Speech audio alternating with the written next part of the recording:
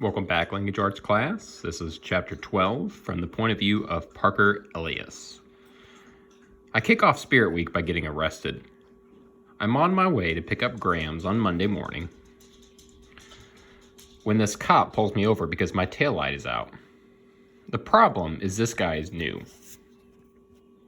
And when I show him my provisional license, he thinks it's a fake ID. So he takes me to the police station, and by the time the desk sergeant straightens him out, I'm late for picking up Grams. She's not waiting outside her apartment building, but when I run upstairs and knock at the door, nobody answers. I drive around the neighborhood, and sure enough, there she is, walking along the main drag. I pull up alongside her and lower the window. "Grams, where are you going? Get in the truck." She keeps on walking and never even glances in my direction. Way back when she was growing up in Israel a million years ago, her mother taught her never to get into a strange car.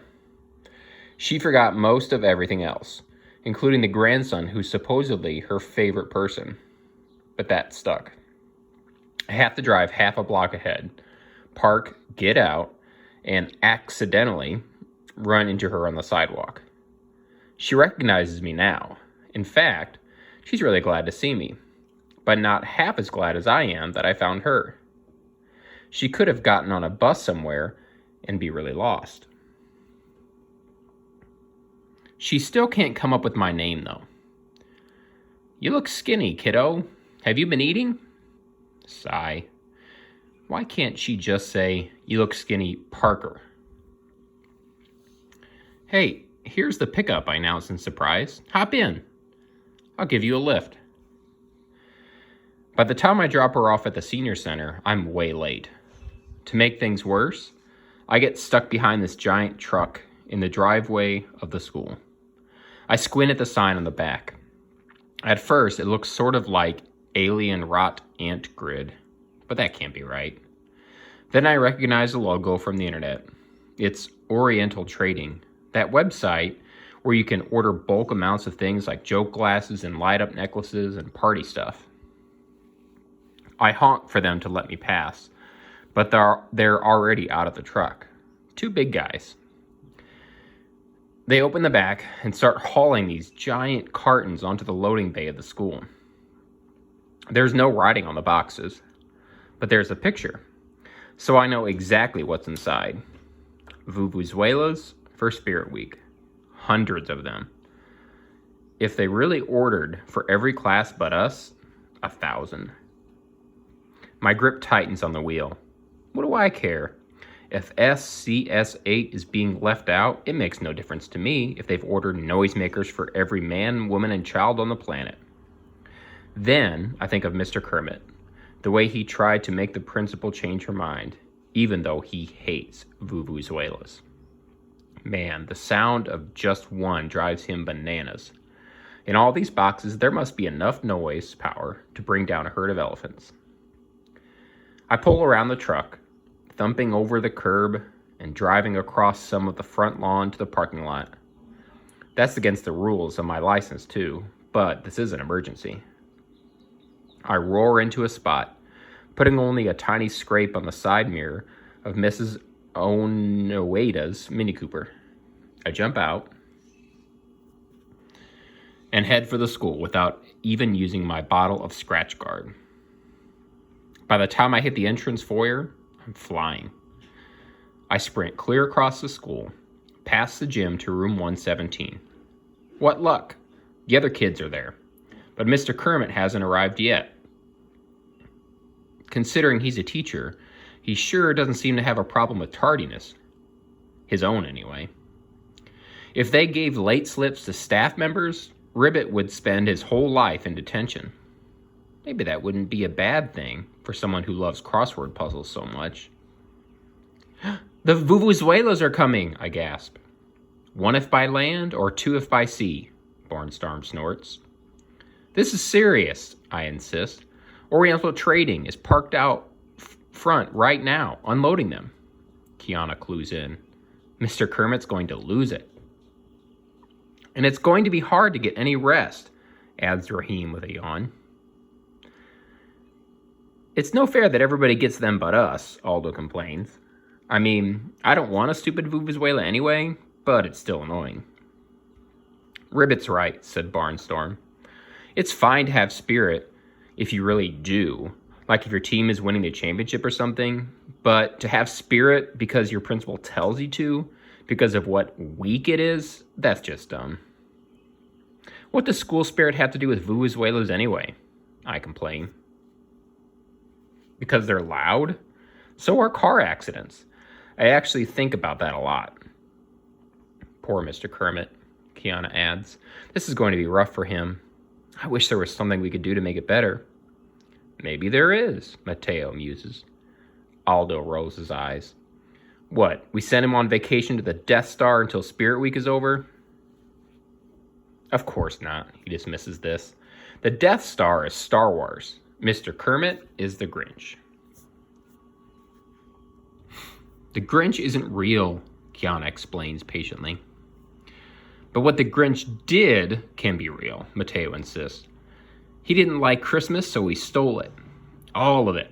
All the Christmas stuff in Whoville. Even the Who pudding and the roast beast. Barnstorm's eyes widen. Steal the Vuvuzelas? There are like 7 of us, and I'm on crutches. How are we supposed to carry that many Vuvuzelas? They're in boxes I put in, big ones, but I don't think they're super heavy. At least, the Oriental trading guys are having no trouble unloading them. Where do we put them? Aldo demands. In our lockers? Mateo is stuck on the holiday TV special. The Grinch loaded the Who's Christmas stuff on a sled to dump off the top of Mount Crumpet. Too bad there aren't any 10,000-foot cliffs around here. That's when it hits me. Guys, what about the river? If you follow the school property straight on past the athletic fields, you'll eventually come to the banks of the Greenwich River, which divides our town in two. Kiana shakes her head sadly. It's just not practical.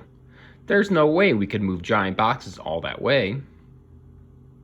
I'll drive them, I say suddenly. We just have to load them into my truck. I can't quite describe how I feel. It's not that I'm so anxious to do it, but suddenly it just seems so doable. And knowing it's possible, it feels like we have to try. Raheem looks up from his doodles. We'll get in trouble.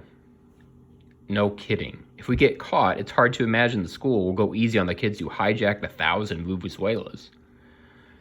The answer comes from, of all people, Elaine. We're already in trouble, she rumbles from her spot at the back of the room. This class is trouble. What can they do to us? Put us in here twice?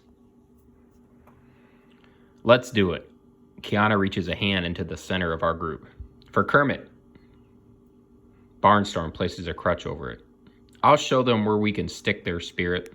Where they can stick their spirit. Aldo tries to lay his hand over Kiana's, but the crutch is in the way. Nobody tells me what to get worked up about. To the universe and beyond, Mateo exclaims. We all sign on, even Raheem, who is as close to wide awake as I've ever seen him. We have to hurry, I urge. Once the custodians start unpacking those cartons, it's all over. We head for the loading bay, taking the long way to avoid passing the faculty lounge. The last thing we need is to run into Mr. Kermit heading for room 117. Not that he'd ask us where we're going. Luckily, the halls are busy, so nobody takes much notice of us as we loop around the main foyer and backtrack to the storage rooms that can connect to the loading bay. Kiana peers around the doorframe. Uh-oh. Following her lead, I peek into the storeroom. The loading bay door is still open to the driveway, but the truck is gone. Just inside stand the big boxes. I count 7 of them, stacked 3, 2, and 2. Mr. Carstairs stands next to them, the packing slip in one hand, a finished bagel in the other. Why hasn't he started unloading yet? I murmur. He's probably waiting for help, Kiana whispers back. That means the other custodians could be here soon. Aldo curses under his breath. How are we supposed to get the boxes with car stairs right there? Mateo has an idea. We need to create a distraction. What distraction? Kiana asks. I can't talk to him about the Silmarillion, Mateo volunteers.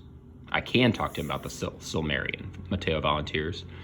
That's the creation story for the entire mythology of The Hobbit and The Lord of the Rings. And I'll try to get him to walk away. That's the stupidest thing I've ever heard in my life, Barnstorm hisses. We're going to need a better distraction than that. Definitely, deadpans Elaine. She rears up a heavy black boot and brings it down full force on Barnstorm's sneakered foot. The scream could probably drown out all those vuvuzelas put together. It causes a major freak out in the hall. Mr. Carstairs comes running. What he sees is the school's injured sports hero on crutches, howling in agony. The custodian gets his shoulder under Barnstorm's arm, and the two of them begin hobbling in the direction of the nurse's office. Kiana turns accusing eyes on Elaine.